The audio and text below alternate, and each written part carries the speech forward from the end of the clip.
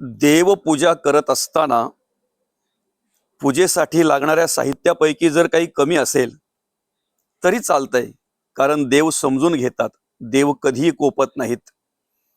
पण मात्र कर्म करत असताना जरा जरी इकडे तिकडे काही झालं तरी कर्म कोपत असतात.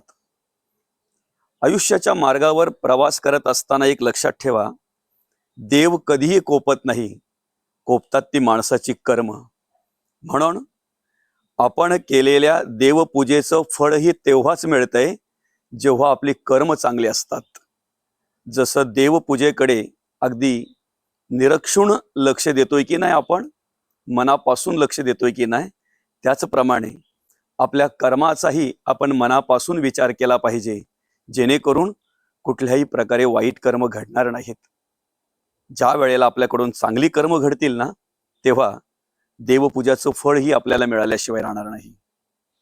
रामकृष्ण हरी.